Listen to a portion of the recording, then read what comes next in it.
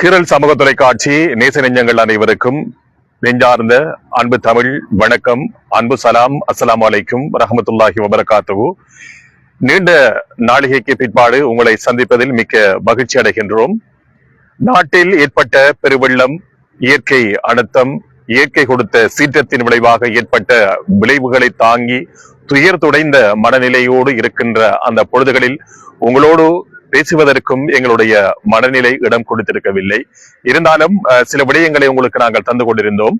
இன்று காலை வேளையிலே ஒலிவில் பிரதேசத்திலே மிக முக்கியமான ஒரு இடமாக இருக்கின்ற தென்கிழக்கு பல்கலைக்கழகத்துக்கு முன்பாக இருக்கின்ற களியோடை ஆற்றினுடைய பாலத்தின் அருகாமையிலே ஆற்றின் ஓரமாக நின்று உங்களை நாங்கள் சந்தித்துக் கொண்டிருக்கின்றோம். இன்று மிக முக்கியமான விடயமாக வானிலை மப்பும் மந்தாரமுமாக வானில் அதிகூடிய மழை பொழிகின்ற சாத்திய கூறுகளோடு வானம் பழுத்து சிவந்து காட்சி தருகின்ற வேளையிலே சிறு மழை துளிகள் தூறல்கள் நம் மேனியை நினைத்துக் கொண்டிருக்க களியோடை ஆற்றினுடைய பாலத்தை இப்பொழுது மாஹிர் சார் உங்களுக்காக காண்பிக்கின்றார்.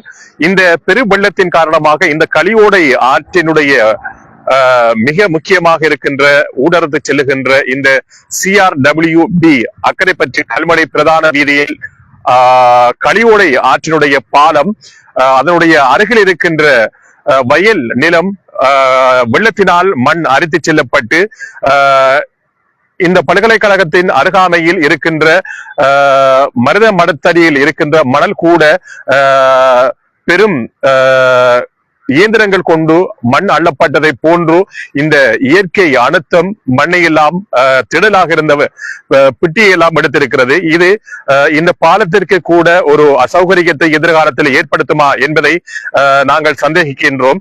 இந்த விடயம் சம்பந்தமாக சம்பந்தப்பட்டவர்கள் கவனத்தில் கொள்ள வேண்டும். இதன் நிற்கின்ற இடதுபுறமாக இருக்கின்ற வயலுடைய சீப்பைல் என்று சொல்லுகின்ற இரும்பு கிணறுகளை கொண்டு கட்டப்பட்டிருக்கின்ற அந்த இடங்களில் மண் அரித்து செல்கிறது.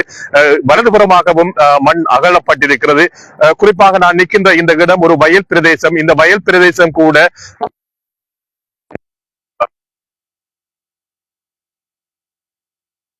நிலங்கள் மூடப்பட்டு ஒரு யுத்தகலம் ஏற்பட்ட பூமியை போன்று காணப்படுகிறது.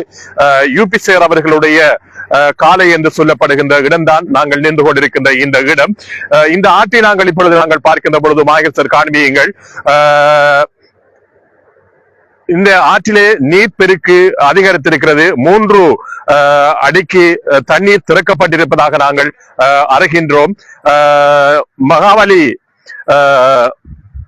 இந்த களியோடை ஆற்றினுடைய நீர் செல்லுகின்ற காட்சியை தான் இப்பொழுது நாங்கள் உங்களுக்காக காண்பிக்கின்றோம்.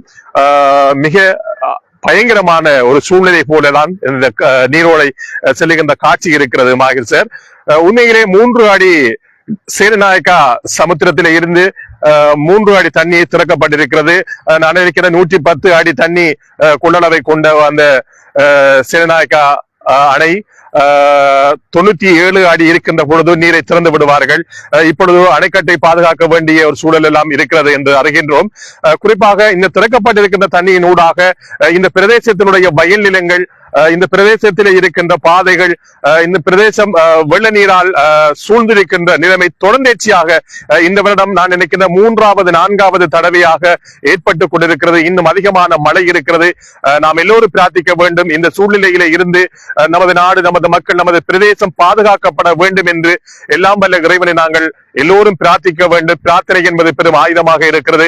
இப்பொழுது உங்களுக்காக நாங்கள் இந்த காலை வேளையிலே இந்த களியோடை ஆற்றினுடைய நிலவரம், நீர் செல்லுகின்ற நிலவரம், இந்த பிரதேச வயல் நிலங்கள் அளிக்கப்பட்டிருக்கின்ற விடயம் பற்றி உங்களுக்கு நாங்கள் தந்திருந்தோம். தொடர்ந்து உங்களோடு நாங்கள் இணைந்திருக்க போகின்றோம்.